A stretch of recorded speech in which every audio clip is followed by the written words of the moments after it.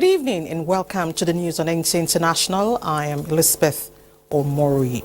We are streaming live on Vision TV 247 and other social media platforms displayed on your screen. And now the headlines. Federal government expresses commitment to the execution of Dutse water supply projects.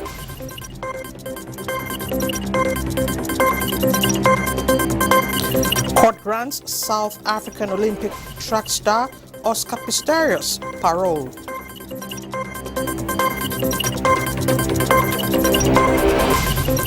Plus review of activities at various sectors of government in 2023.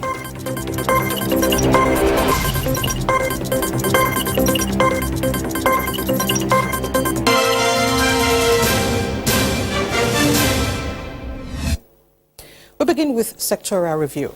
There is a renewed drive to accelerate delivery of reforms that will improve electricity supply nationwide, as Minister of Power Adebayo Adelabo unveils quick wins for the sector this year. Joshua Ujito takes a look at priority areas and how they will turn around the sector. 2024, a new year with hopes for improved electricity supply, as the Power Minister unveils turnaround agenda for the sector. From the boardroom to the power substations, the Power Minister says the objective is to achieve sufficient electricity supply nationwide. To ensure customers pay only for electricity consumed, a review of cost-reflective tariff is underway, as federal government says subsidy for the vulnerable customers will be sustained. Closing the metering gap will be given attention to address liquidity crisis in the sector, as well as ensure every customer is metered. To strengthen transmission infrastructure, federal government is accelerating implementation of Presidential Power Initiative to speed up completion of Siemens project. The equipment are beginning to arrive. At the same time that work is going on in transmission, work is also going on in the distribution. So those weaknesses, the deficiencies, will now be reaped or harvested same time. Not just increasing the reforms in the regulatory aspect, the federal government is also taking measures to do some in-house cleansing. To this end, the transmission company of Nigeria is to be unbundled, while regional grids will be established for effective management of the grid. The Electricity Act 2023 now allows, in line with the 1999 Constitution as amended, that states may establish the legal, regulatory and commercial frameworks for their domestic electricity markets. Ensuring every power plant generates at full installed capacity is what federal government targets with investment in off-grid and renewable energy. On energy theft and vandalization of power infrastructure, a joint support team will be constituted in collaboration with the Office of the National Security Advisor to address the menace. While electricity customers await implementation of turnaround agenda for the power sector, they can only hope it will translate to sufficient power supply. Joshua Ujito, NTA News. And the federal government has expressed commitment to work closely with the Jigawa state government in the execution of greater Dutse water supply projects that defied attempts by previous administrations in the state. This was when the Minister of Water Resources, represented by Deputy Director Rural Water Supply Habu Hassan, paid a working visit to the government house in Dutse. Mohammed Musa Askira reports. The minister, who noted that the project, which was initiated by the Saminu Trakis administration in 1999, has been captured in the 2024 budget, said the Tinubu administration will not relent until the project is completed. Since the coming of Umar Namadi's administration 7 months ago, the minister announced the governor has been up and doing to ensure that the Dutse mega water project is kick-started. Governor Umar Namadi, who thanked the minister for his efforts towards the realization of the project, stated that the execution of the project is in fulfillment of the President Tinubu's promise to the late Emir of Dutse. Greater Dutse Water Supply Project is in the line item of Federal Ministry of Water Resources budget. And we are aware what His Excellency has been doing to make sure that more funds have been added to what we provided from the ministry. The state government is seriously committed to the project, and also the president has given me his commitment to the project. And I want to assure you that we'll never relent until we have realized this mission. This is a project that is so dear to us and so dear to the people of Jigawa State. Greater Dutse Water Supply Project experts believe, when completed, will eradicate the challenges of water supply in Dutse and environs. From Dutse, Muhammad Musa Askira, NTA News. In a cross-review of the year 2023, the FCT Emergency Management Agency saved 1,845 lives through 24 calls via its 112 emergency toll-free number. 19 lives were, however, lost to disaster and emergency situations across the nation's capital in the year under review. In this report, correspondent Onotu Yakubu brings us highlights of the sector in the year 2023. From Life Camp to Kubwa through Wuse, building collapse in parts of the city constituted threats and gave cause for worry for residents. A breakdown of search and rescue operations indicated 1,373 lives rescued from flood disaster, 4 lives lost to building collapse, 173 saved from 5 calls, and 6 lives lost. Major fire outbreaks made the records with 247 lives saved and 2 lost. Flood-induced casualties used to be a case too many in the FCT a couple of years ago. Today, proactive mitigative measures change the narrative. Trademore has been declared a disaster zone. Why? Because we had 116 houses marked for demolition because they are all built on waterways. But these houses, we were not given the opportunity to remove these structures because they took the FCT administration to court. Although, with resignation of the organization's pioneer director general and in the face of the prevailing circumstances, emergency management model in the FCT, according to observers, reference an emerging city constantly striving to enhance safety and service delivery. One of our major responsibilities is disseminating early warning signs to the public and sensitization activities.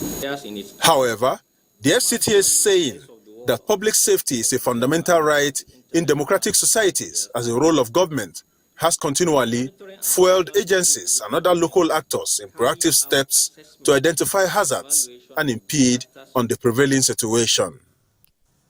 In Abuja, Onotu Yakubu, NTA News. The actualization of the Federal Civil Service and Strategy and Implementation Plan 2021 to 2025 is the priority of the Office of the Head of the Civil Service of the Federation. Haman Jabane reports that the 6 pillars are being driven by all ministries, departments and agencies under the leadership of the head of the Civil Service of the Federation, Folashade Yemi-Eson, in all engagements in the year 2023. The Office of the Head of the Civil Service of the Federation is responsible for the leadership, management and capacity development of federal civil service and the engine of governance, as well as the administrative machinery of implementing the federal government's policies and programs in 2023. This is centered on the Federal Civil Service and Strategic and Implementation Plan 2021 to 2025, designed to put in place mechanism for the re-engineering of the civil service for increased productivity, quality service delivery, and remain professionally and globally competitive under the 6 thematic areas of capacity building and talent management, performance management system, IPPIS, human resources, innovation, digitization, and staff welfare. Part of the notable activities in the Office of the Head of the Civil Service of the Federation in 2023 was the groundbreaking of 116 2-bedroom semi-detached house to pave the way for additional civil servants in the FCT to own a home with relatively ease. For it enhanced customer satisfaction through the effectiveness of application of system, including processes of improvement in system and the assurance of conformity to customers and applicable statutory and regulatory requirements. The Office of the Head of the Civil Service was conferred with International Organization for Standardization 9001-2015 certificates. The ISO 9001-2015 is the world's most recognized quality management system standard that provides the framework and guidance needed to help organizations consistently meet stakeholders' expectations, regulatory requirements, and demonstrate continuous improvement. The importance and benefits of ISO 9001-2015 QMS certification to the Office of the Head of Service is that it now empowers us to continuously provide quality, innovative, efficient, and people-centered services at a globally recognized level of excellence. The desire of federal government is to see its workforce well empowered, skillful, and productive to contribute meaningfully to the development of Nigeria, even to the point of not just being employed but employers of labor within the provision of extant rules sold to the flag off of the Federal Civil Service Entrepreneurship Program and many others. In the year under review, civil servants from NTAs from all cadres and permanent secretaries had training. The performance management system, which is aimed at promoting employers' accountability in the area of service delivery. The year saw the presentation of new reverse civil service rule by President Tinubu. The new rules are expected to address issues in the civil service for increased productivity, service delivery, ministries, extra-ministerial departments and agencies to speed up the digitization process of government before 2025 deadline. Under the IPPI's verification exercise, 10,761 officers participated in the physical verification exercise, and the review of verified records was cleared out in phases to ensure that all incredible records were on the IPPIS platform, and a total of 9,732 officers' names with clear records were sent to the Office of Accountant General of the Federation. The year saw the National Council on Establishment rejecting outrightly the request for an upward review of the retirement age of public servants to 40 years of service or 65 years of age, creation of Information on Public Relations Office cadre, Executive Officers cadre, among others.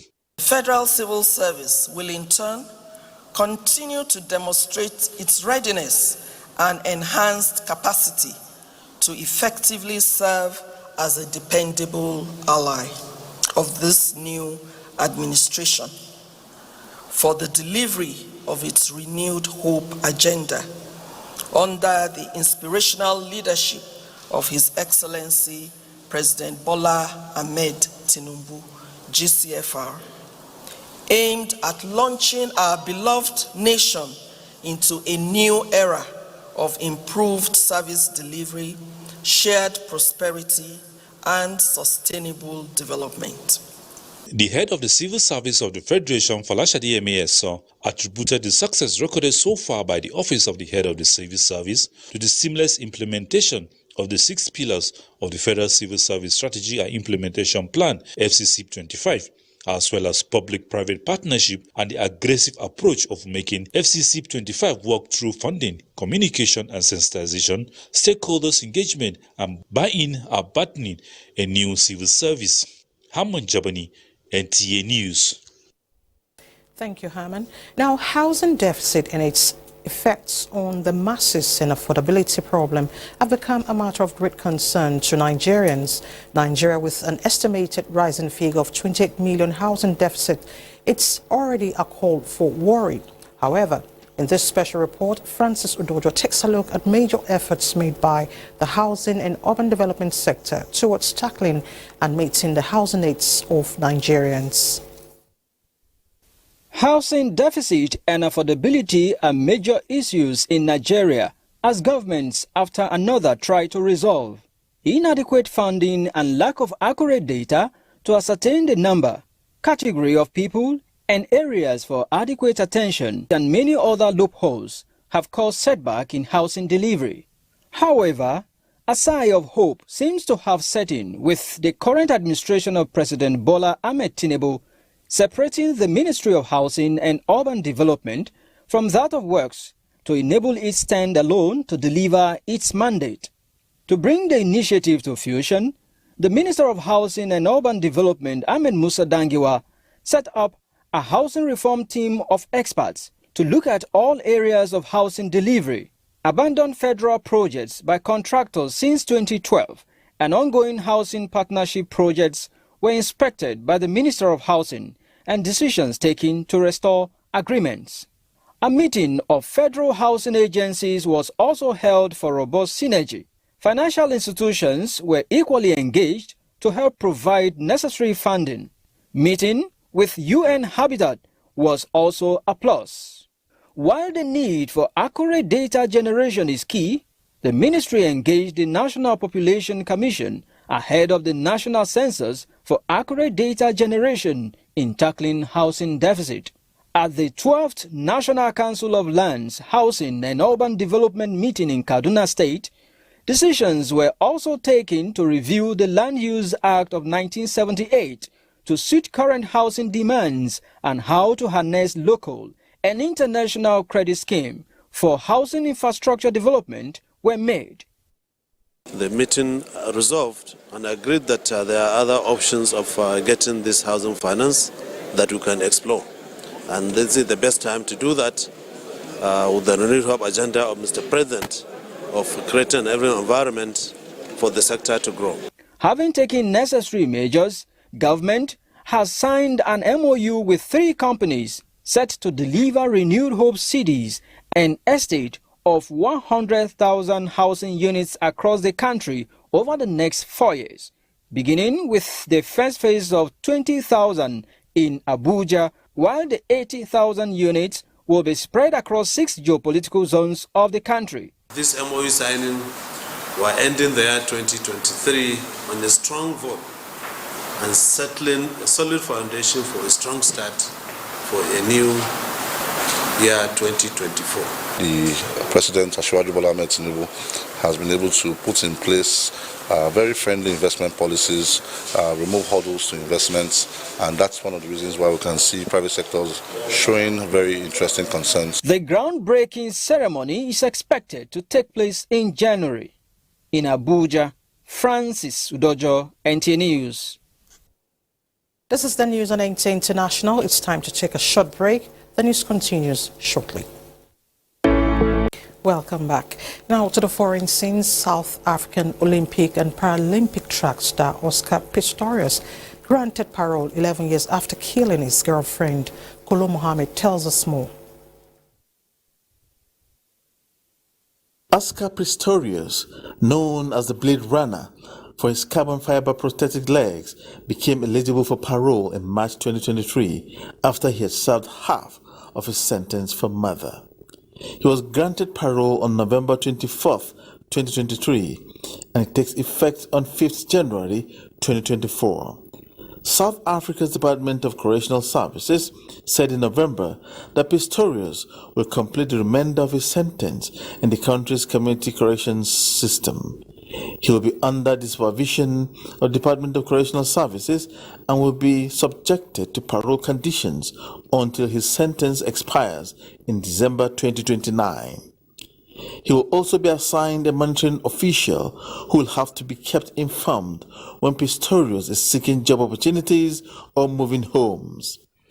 As part of the conditions, Pistorius will also attend programs on gender-based violence and continue therapy sessions on anger management, a lawyer for the Simcam's family said shortly after the parole was granted. First of all, it's a very traumatic experience, as you can imagine. It's painful. June has to face Oscar Pistorius again this morning. He's the killer of her daughter. For them, it's a life sentence. He's eligible to be considered for placement on parole. They don't feel that he should be released. They feel that he has shown no remorse. He's not rehabilitated, because if he had been, he would have come clean and told the true story of what happened that night. Several facts are typically taken into consideration by a parole board, including nature of the crime, the possibility of reoffending, conduct in prison, physical and mental well-being, and potential threats a prisoner may face if released. Oscar Pistorius is expected to live in Pretoria with his uncle when released on parole under South Africa's Restorative Justice Program. Kolo Muhammad, NTA News. After struggling to rise from the 7.6 magnitude earthquake which hit Japan, survivors are facing another fierce life-threatening battle to rains fall with freezing temperatures. Once again, Kolo Muhammad brings us details. The quake, with a preliminary magnitude of 7.6, struck the Noto Peninsula on New Year's Eve, leveling houses and cutting off remote areas from aid as several roads are destroyed. Infrastructure and remote location of the hardest hit areas have complicated rescue efforts. The full extent of damage and casualties remain unclear 2 days after the quake. Satellite images show extensive damage in coastal areas with destroyed buildings and capsized boats. In Sizu, a town of about 13,000 people near the quake's epicenter, 90% of houses may have been destroyed. This the mayor described as catastrophic. On Wednesday, rescuers dashed out from under a collapsed building as an earthquake warning alarm sounded. Yet again, tremors have been detected since the first quake on Monday, according to Metropolitan Agency of Japan. The government opened sea route to deliver aid as some larger trucks were able to reach some of the more remote areas. Prime Minister Fumi Kishida says it's been over 40 hours since the initial quake, adding that it's a battle against time and believes now is a crucial moment. Kolo Muhammad, NTA News. In the annual wrestling tournament in the northern city of Agadez in Niger Republic is an annual event which strengthens unity of the people of the vast West African nation. Usman Zabir reports that the age-long traditional sports is more than just a sporting event. Now in its fourth full year, the National Saber event takes place, this time under the banner safeguarding the homeland. It is coming at the close of a turbulent year for Niger, with some military officers seized power on July 26. Consequently, the Economic Committee of West African State ECOWAS threatened army intervention to restore democratically elected President Mohamed Bazoum. The regional bloc also imposed sanctions against Niger. However, for 10 days, these troubles are forgotten as all eyes are on the skills and maneuvers of the wrestlers.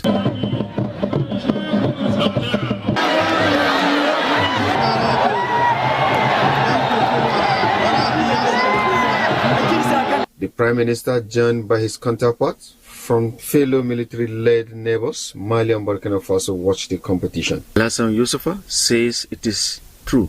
The country is in a difficult economic situation, but Nigerian people are resilient. He added that traditional wrestling is something they inherited from their ancestors. It is normal for people to feel attached to this traditional sport which unites Nigerians. In Abuja, Usman Zuero, NTA News. A memorial service was held on Wednesday at the Playhouse Durban for South African veteran playwright and musician Umgogeni Ngema, who died in a car crash on December 27. Kolo Muhammad brings us details. The Ngema family and committed artist thanked the public and the media for the outpouring of grief and continuous coverage since the sudden passing of Ngema. The family recognized that Ngema was not exclusively theirs, but he belonged to the people of South Africa and the international community. He rose to international prominence in the 1980s with plays that depicted the lives of the black people under the racist regime of apartheid. His works reflected the spirit of resistance during the white minority rule. Ngema was best known for the music Serafina, which was later adapted into a film starring Whoopi Goldberg. Our Father, who art in heaven, hallowed be thy name. President Cyril Ramaphosa of South Africa led tribute to the playwright, composer, and theatre director. President Ramaphosa said Ngema's creative narration of South Africa's liberation struggle honored liberation struggle, humanity, and oppressed South Africans, plus exposed the apartheid regime. His funeral will be held at the same venue on January the 5th, 2024. Kolo Muhammad, NTA News. And next is a quick look at the weather prospect for tomorrow, Thursday.